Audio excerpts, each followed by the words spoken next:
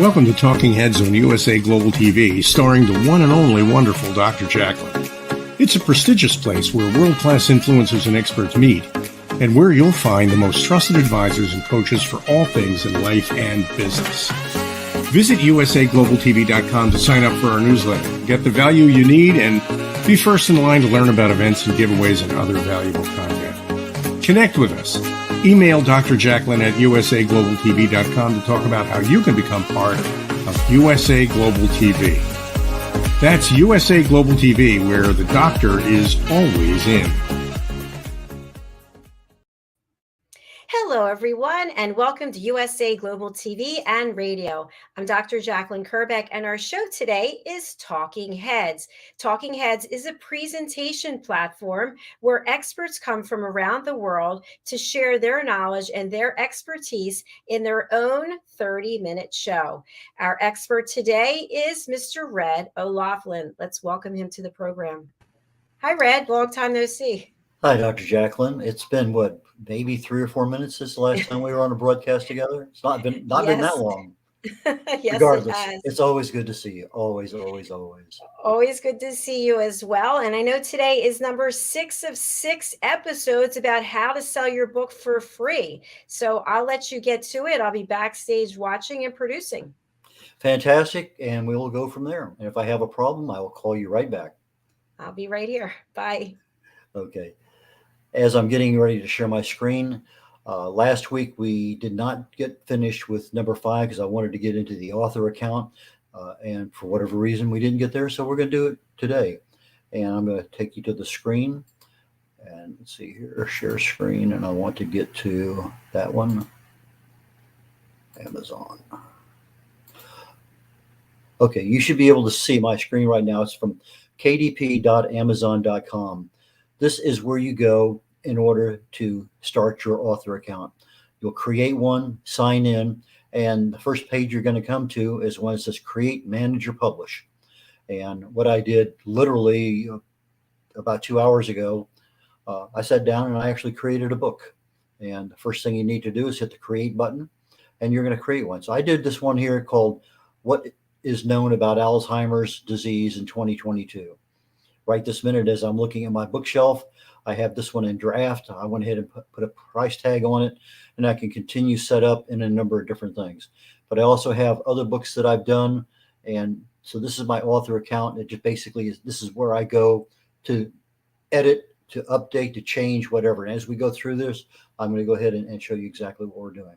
So I'm going to go over and hit continue setup as if this thing were not done at all. And let's be sign back in.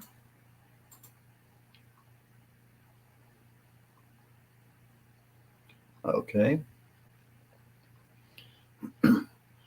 As I get in there, I created a book, and this book right now is a paperback one. It says paperback content, paperback everything. If this were my ebook version, it would say ebook, but right this minute, this is a paperback, and that's what we're talking about here is a nonfiction paperback book, how to write and publish it for free. No money out of your pocket. First thing it came down to, what's the book title? Now, the big thing on the book title is once you put a title in there, you can't change it. You have an option of being able to change the subtitle, but once you lock a book title in there, if you're not going to publish it, you need to unpublish and start with a brand new title. Now, what's nice about book titles is they're not copyrightable. You find a book out there that you really and truly like the title of, steal it shamelessly because they can't copyright. Just like if you have one that somebody will steal from you, you cannot copyright a book title. So in this particular case, I just said, what is known about Alzheimer's disease in 2022? Just picked a topic. The subtitle, I said, the causes of Alzheimer's disease and potential options. Now, since I'm a researcher, I'm not in a medical doctor, I'm not in that field, I'm not in the pharmaceutical industry. I had to do the potential options because it's one of those protective words. But in my book, I'm going to have a disclaimer that says this is educational material. It's for awareness. It's not for you to take action. You have a problem, you really need to talk to your doctor. So depending on the kind of book you're doing, you really need to be a little sensitive. But I have Alzheimer's disease. I have 2022 in the title, but I have causes. I have the disease. I have options.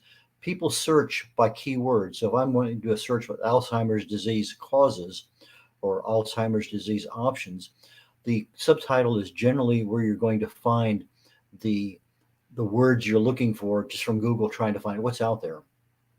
Is this book a series? Not at this time. If it were, I could put the edition number in. I came down to where it says author, put my name in there. And if there were other people that I wanted to include, I would do it there. Then it comes down to book description. And I'm allowed roughly about 3,700 characters, something like that. Regardless, this is this is what you're going to see when you go into Amazon and you see this book. There's going to be a description. This thing can be 4 sentences, it could be 4 paragraphs, it doesn't matter. But what I recommend to people is, what does your competition have? If they have 4 paragraphs with a lot of bullets and they're selling and they're in the top 10 sales of that particular genre that you're in that category, then you want to have something very serious, very, very significantly close to what they have. You're not copying because your information is different. The value you offer is different. But this is what people see in order to decide whether they want to buy your book or not. So this is very, very critical. Now, this is different than the description that's on the back of your book.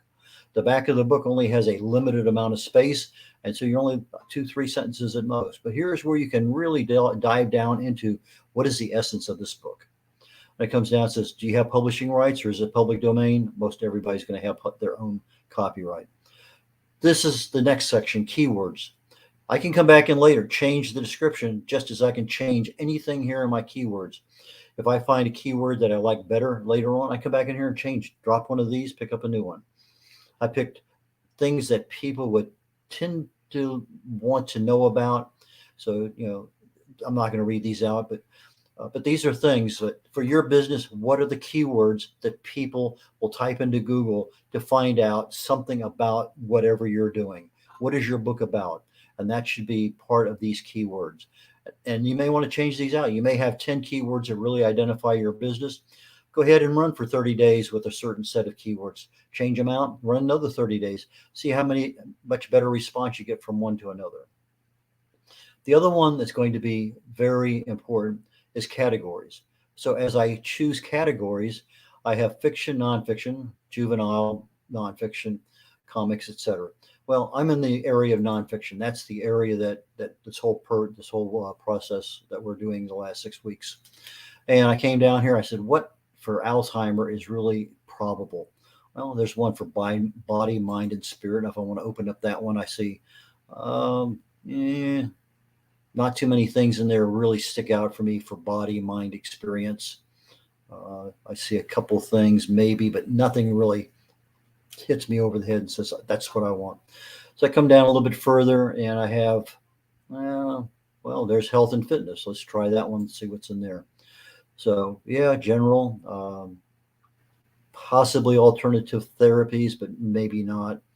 I got diet, nutrition. That might always be one. Diseases might be one.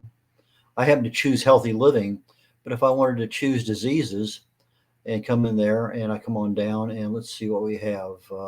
Skin, respiratory, autoimmune, generic. See, I don't see a Alzheimer's. So let me do that. Let's just go ahead and change that category to Alzheimer's.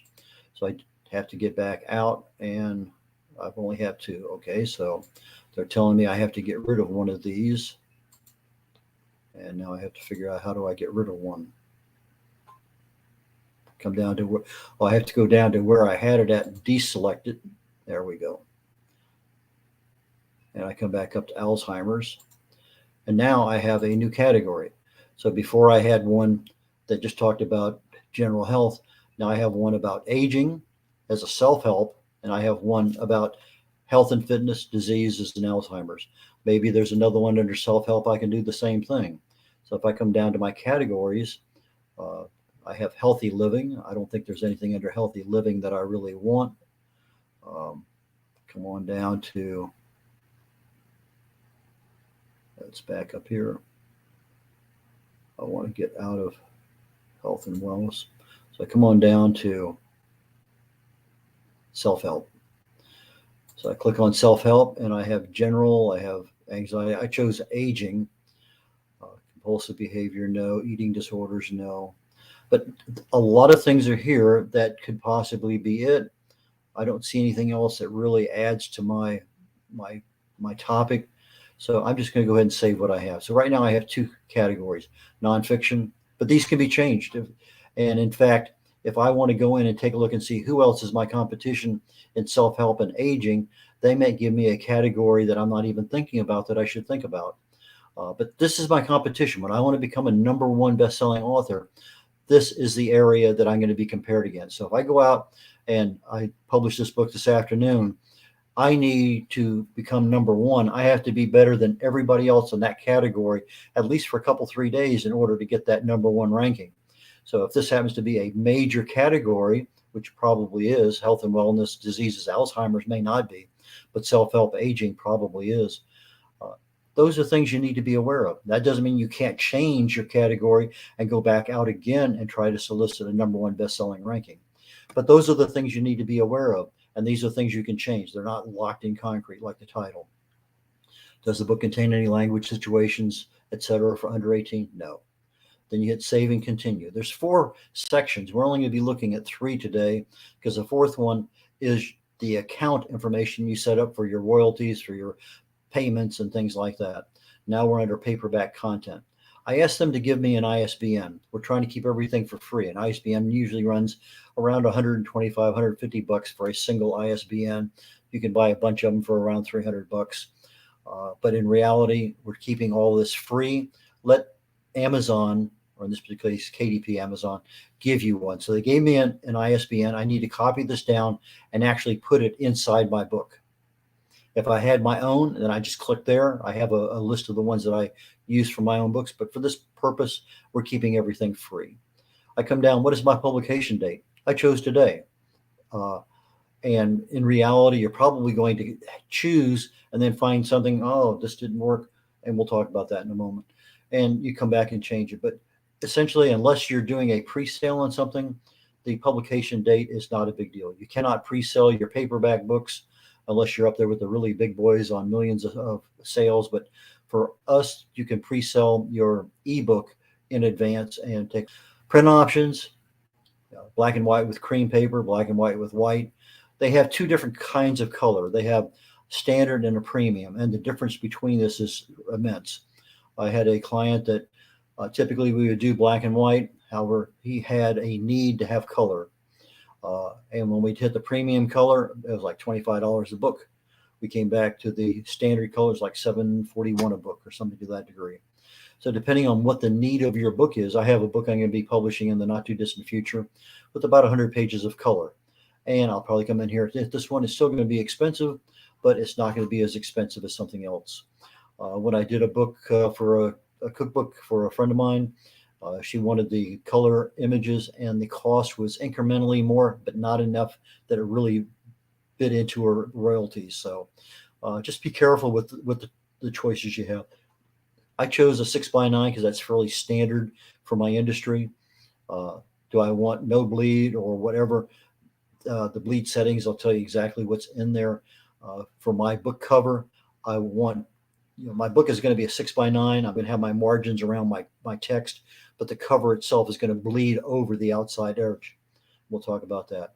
And my paperback cover, I want a matte or a glossy. Well, let me just change it to glossy today. I just had a matte a while ago, but those are things.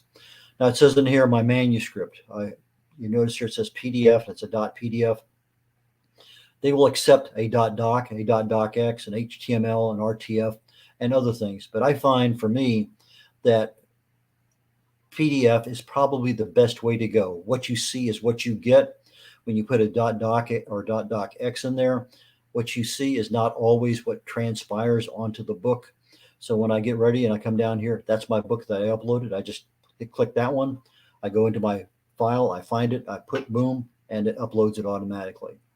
Now here I did a launch cover creator. This is free. So I just said, okay, let's launch it. And when I went in there, I just kind of played around a little bit and I found something I liked. And they're loading things up. So I can come in here and choose a whole bunch of different things. In this particular case, I chose this one. If I want to start over, I can start over there, or I can go back and choose design. And these are the options that I had with that particular design. I could have uploaded my own front cover image if I had something for my book. But as I chose that design, I chose information that I could put in. And when you choose something, you have the choice of setting the colors, the fonts, the kinds of things. Now, these fonts for books are going to be a tall, thin font so that when this thing gets reduced down to the size of a paper, to a postage stamp, and you can read the book title on Amazon, you putting something in there that you use that's an image from your Times New Roman is not going to work. So as I look at these things, let's see here, there should be a way for me to increased preview. Will that bump it up?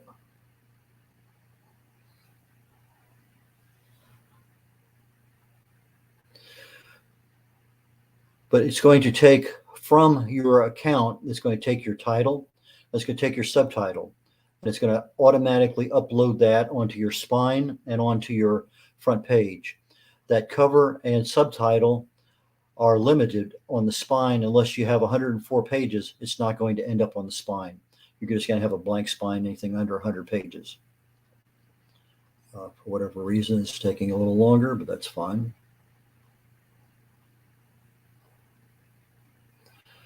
The back cover is usually reserved. There's a place in there for a photo. So you'll upload your own photo.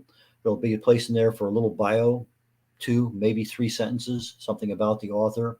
You don't have the luxury of putting in a lot of testimonials and things that a book cover designer might put in for you. The same thing about having a, okay, was encouraged, refresh your bouquet.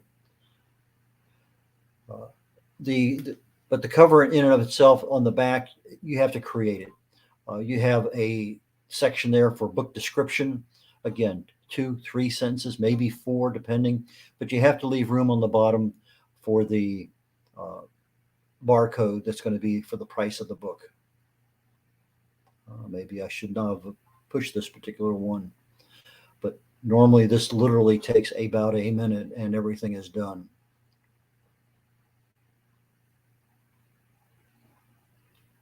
So possibly putting a gloss on there made a difference. I'm not sure.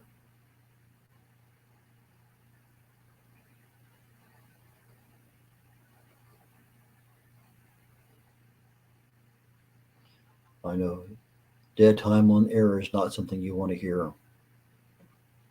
Let me see if I can back out of that. Sometimes it will let me, sometimes it won't. So, okay, so I went out of there. I'm at Launch Cover Creator again. I still have the same old cover I had. If I had my own cover and I wanted to upload it, I would just click this one and that would give me a place to upload the cover, just like that one.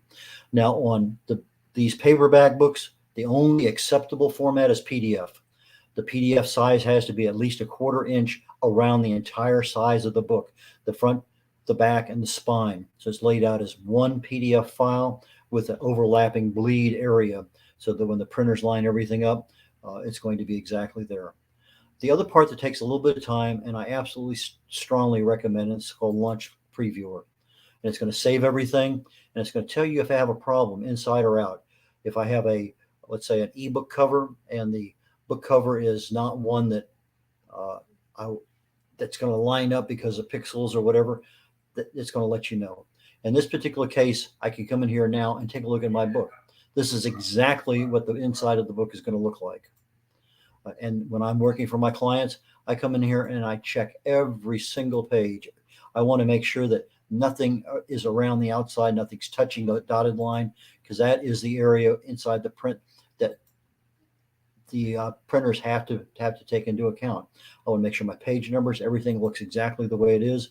If there's something that comes up, it's usually going to be coming over here. It says, didn't find any issues that will prevent you from submitting this book from publication. After you submit, we'll check, manually check to see if it meets their other things. If generally speaking, I have never ever had a problem. If it passes this one, I've never had a problem down the road. It says here, fonts are not properly embedded in your file. They've taken these little things up here at the top, the little eye. These are these things here on these pages. You see here, page 16, there's page 16. There's a problem with a font in here that wasn't properly embedded. It's not going to stop your publishing. There's a place you go when you on the book itself, the document, before you save it. You can go into the source code of the document and embed the fonts. It's just basically a click. And if I wanted to fix those, I could go in there and fix that, and this whole block would disappear. It says also, please check and see if you can find any other issues that would be a problem. And it would tell you here if there is one. Is the name you entered right? Author, your ISBN, type of book. Check all that stuff. Is there any problems with anything rolling over from one page to another? And they're just saying, please check. They didn't find any, but they're just asking you to check it.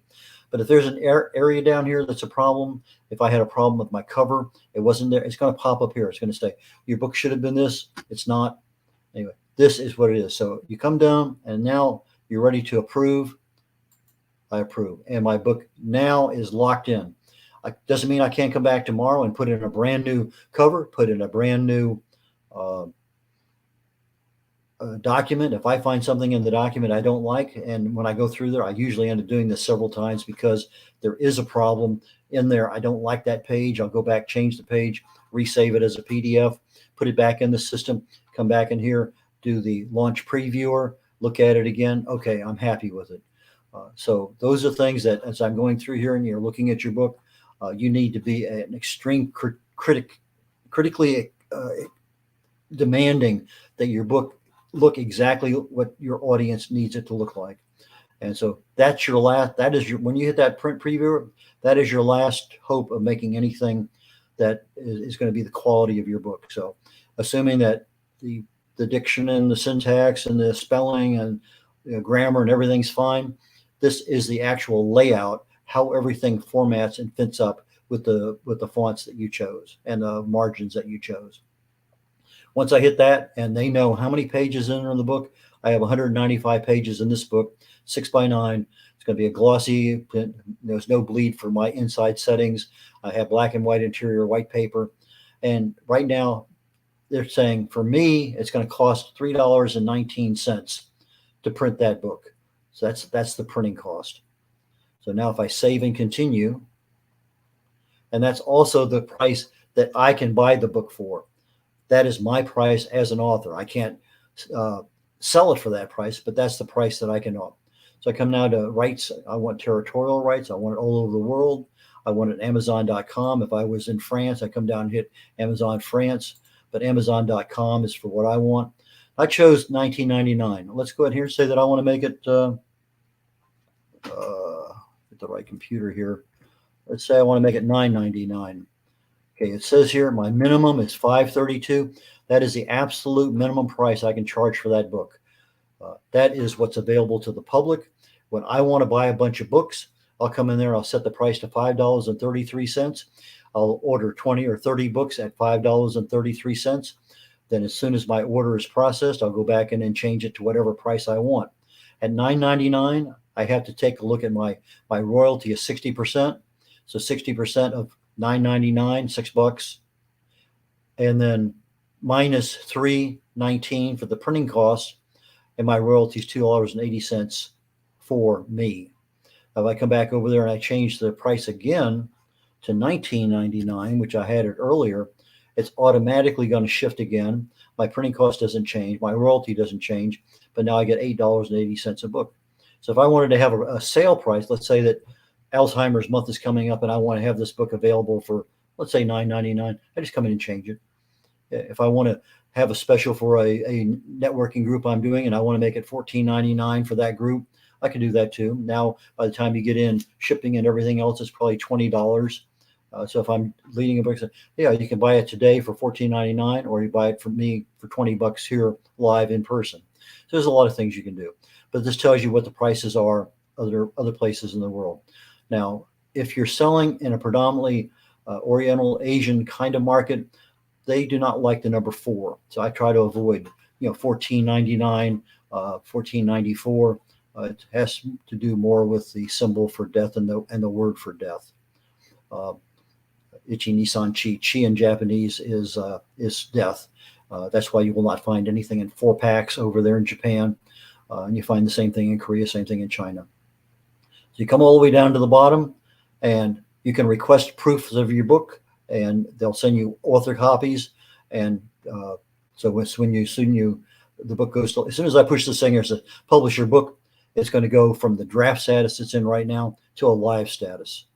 And so if I hit draft, I am now, if I had I hit publish, that book would be live tomorrow. It says 72 hours once you do that, but in reality, it's literally just the one. So I'm going to go back to my bookshelf, and this is where I created it. If I wanted to come in and create an ebook, I would come in and create, and I would say what kind of book you want, paperback or ebook. But right now I just have this one. It says it's in draft, and that's the mode that I have it in, my price, and I have a number of options over here. I can edit the details. I can request author proofs. I can change rights, and there's a lot of things. So those are the things that I need to do. That is your author account. That is what you own. If you have a publisher, you're going to give them access to it. But those are the things you need to know about your author account. And so with that, I am going to get out of this one and go back to StreamYard. And now I need to have the good doctor. There we go. And the other things, let's assume now your book is published. It's tomorrow. You get an email that says, hey, your book is live. That means it's on Amazon. It's available for the world. Anybody can see it. But if you have been following me along, your marketing for your book starts literally the first day you start writing your book. You don't wait till the book is published, because you've wasted months of time letting people know that your book is out there.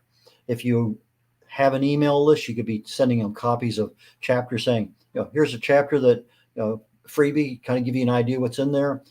If you have press releases that you're sending out, and you can do that for free. Some places they charge to take a press release, but in reality, you can put out free press releases. You go to a place like Fiverr.com, and they'll do press releases for you relatively inexpensively. But we're trying to do free. So when you're looking at free press releases on Google, that's where you go. If you had a book launch team, then you'd be coordinating. Okay, we're launching the book today. Everybody knows about it. They on Facebook Live with you, whichever way you're doing your book launch, your team would be with you, and you'd be launching the book. You'd have your release date. People would know about it. They know your prices. Be on your website. Social media, again, is such a wide area to do.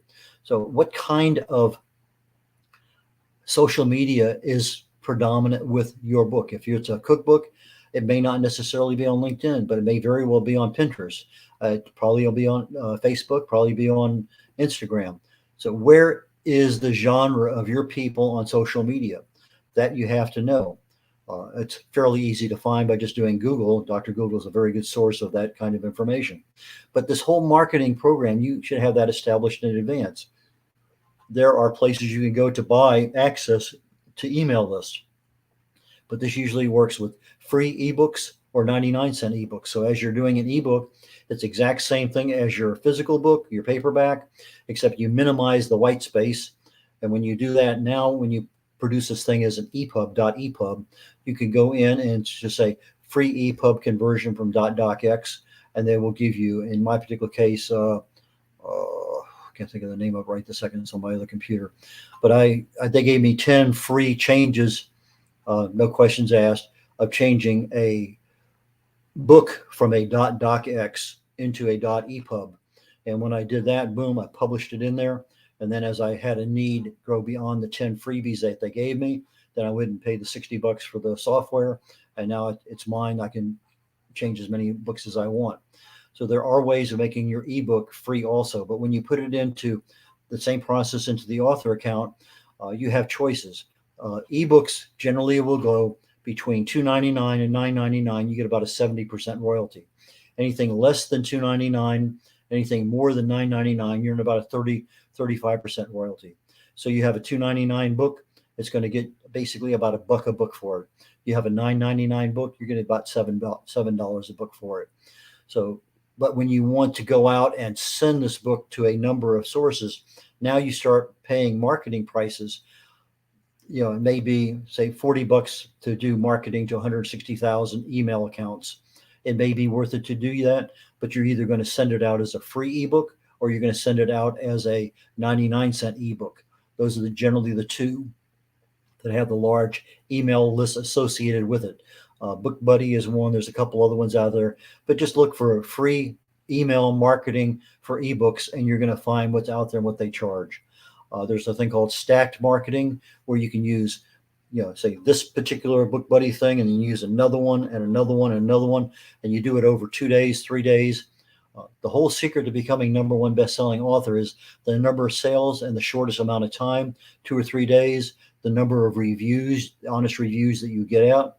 Now, what I recommend doing is you set your book for 99 cents. You go in there and you buy 20, 40, 60, 80 of them. 80 books, that's $80 out of your pocket. But you can send each one of those 80 books to a different person on your email list and say, hey, here's my book. This is my gift to you. Please, I would feel extremely pleased if you would read it and give me an honest evaluation. Here is a link to my review page on my author on Amazon. You give them a link to where that review goes, and then hope for the best that they do read it and, in fact, give you a review. But again, now can you do that same thing? You can send them a PDF copy of the book. You can send them an EPUB copy of the book for free and ask them to do the same thing. But the problem now comes about when they actually produce that review, they put it on Amazon, and Amazon looks and says, they didn't buy a purchased copy of the book. Therefore, they probably will not give you credit for that review. But if you send it to them as a gift because you paid for it, even though it was 99 cents, that gift says now they are a purchased owner of that book because they have the same email account. And that now is looked at as a valid purchaser of the book. And that review is also considered to be a valid review. And so those are the things that are really concerned with after you publish the book. If you don't want to be a #1 best-selling author, you just want to be an author, claim it, because now at the bottom of your email and anytime you want to send something out, you can say published author, put a little copy of the postage stamp size of your book. You put a link to your email, to your author account, to your book on Amazon so they know how to buy it. If the link is very large, go ahead and shrink it down to a tiny URL. Go ahead and if you get to be the best-selling author, now you may have to pay a couple bucks to have somebody actually add that, because it's not easy to add into the free system that's out there. But if you don't like the color on your book, you want to change the color a month from now, go in there, change the cover of your book, change a different color, different font, and try it again, see what happens. Lots of options. You're not locked in. And with that, I'm going to turn it back over to Dr. Jacqueline, because I see we're right about the end of our time. Great job. That was very informative. And as you know, you and I have done that. You've shown me that, but I always learn something new, as I mention every week. So, Red, one thing I'd love for you to share with people, and I know that I was a little confused about this in the beginning. When people want to go to their bookshelf and they want to see their sales, they can look at the pre-orders for the ebook, because that's the only one you can have pre-orders for. And then they can also see when people are buying either the paperback or the ebook in that chart, that bar chart. Yeah. In your bookshelf, there's a thing called reports. And in the reports, if you only have one book, that's the only one that's going to show up. And you can take a look at sales for the last 30 days, last 180 days. There's a number of different ways you can look at your books. And it's just a matter of going to reports and following how many sales you have. For new authors, if you're expecting 100 sales in the first week, let me break it to you very, very gently. That doesn't happen very often unless you buy 80 of them yourself, in which case now you probably will have a sale of 80. I became a #1 best-selling author, but I also bought about 70 out of over 100 that were actually bought. But I bought them in small increments, 10, 12, 15. I sent them to a group of people. I sent that group to another. I sent another group. So I had different groups I was sending them out to. And each one over a period of 2 days, I think I bought about 70 books at about 99 cents a piece. So that was part of my marketing program. My marketing budget was, let's say, $100. And I spent part of that for that. I spent part of it for the cover. I spent part of it for a couple other things. And so as you're taking your budget for your book and you're not trying to, please do not spend a lot of money on your first book. Learn the rules of the road, be successful, put as little amount of money into it as possible, and then tweak it. And then when you learn a little bit more, you put out a new book or you revise your book and put it out again. Now you're not spending a whole lot of money. You're not, we had one of the guys on our the wise ones, and he says he spent $1,500 on his first book, and it took him forever and ever and ever and ever and ever to recoup that $1,500. So you don't want to go crazy on an advertising budget. Try to do everything for 10, 20, 30 bucks. See what happens, and if it works a little bit, fine. Then spend a little bit more, but don't spend. If you're getting $35 back on a $20 investment on your advertising, great. If you're only getting $30 back on a $35 investment, okay. But you don't want to be spending $35 and only getting $2, $3, $4, $5 back. You don't want, that's not what you want. So be very wise with regard to what money you're spending, because it's your money. We're trying to get this thing out. The whole purpose of this program, how to write and publish your book for free. Just because the book is out there now and it's available, don't go hog wild on saving all that money that you didn't spend on publishing and throw it into advertising or marketing, thinking that it's going to be good. Let's get the buzz out there. Let's start seeing some sales come up, and then let's tweak things. What can you do to make the book a little bit better? And it may be some networking events you have. It may be a program that you offer for people. Lots of things are out there. When I take my books, I buy 2 or 3 or 4 cases of books, put them in the trunk of my car. And when I'm selling books at an event, I've had my last couple events before COVID, I sold out of 4 or 5 boxes of books in the back of my car because I had no more to sell. I had to go order more.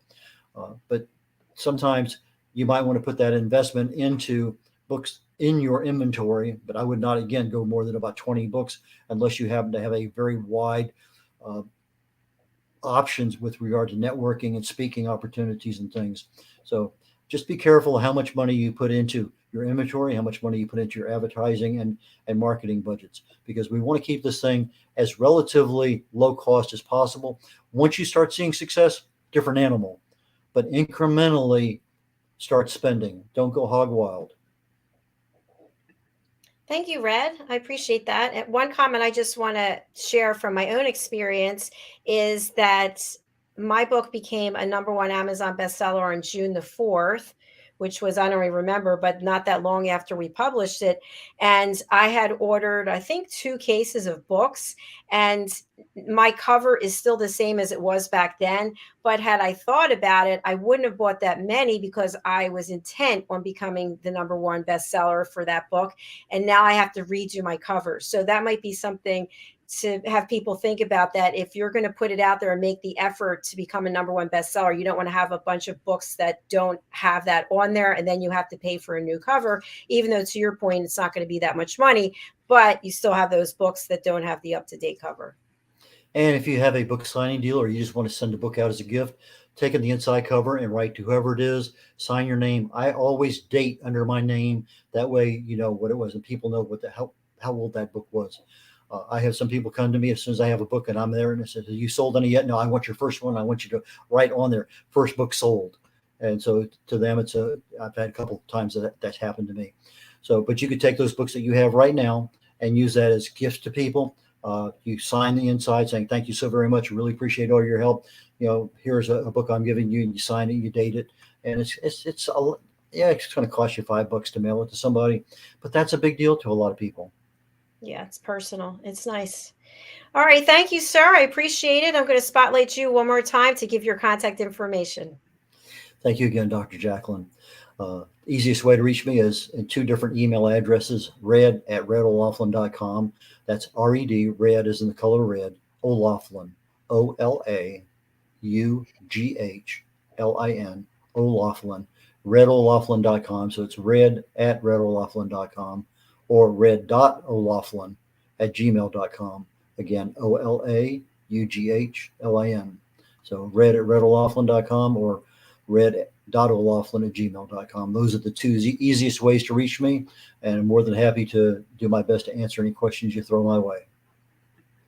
Thank you so much. I'm laughing. I've shared this before. I can't tell you how many times in the middle of the night I'll hear Mariska, Journey to Discover, red.olaughlin@gmail. I hear everyone's contact information in my head. I have it memorized. So I hope people out there have it memorized too, so they can reach out and start working with you, because it is a great experience every time. And I highly recommend that you contact Red as soon as possible. Thank you All so very right. much, Dr. Gage. I really appreciate that. Thank you. I look forward to chatting with you soon. I'll see you tomorrow. I look forward to it. Bye now. I do too. Bye. Well, everyone, that's our last show for today. And thank you so much for joining us, whether it's on the live or the replay. If you would like to be a guest on any of our shows, please go over to our website, which is usaglobaltv.com. If you'd like to be a talking head expert, please contact me directly, as you have to have certain qualifications to be considered. Those qualifications are a minimum of 5 years in your field to be recognized as an expert in your field, obviously to be an expert in your presentation skills, and to have a large following. But most importantly, in addition to your time in your career, is to have an open heart and to be interested in helping educate others and share the knowledge that you've accumulated during your career. You can contact me at Dr. Jacqueline, DrJacalyn,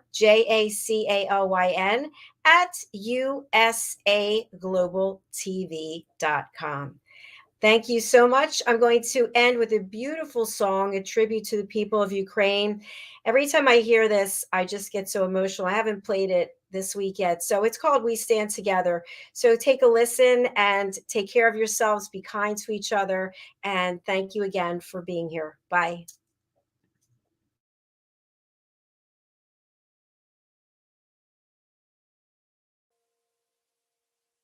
Just call my name.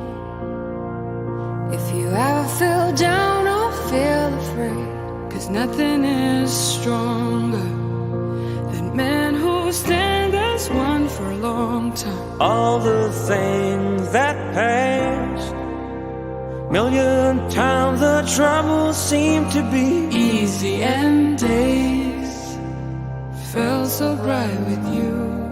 I remember you always been my family member. That's the time when we need to stand together. I made this song for you.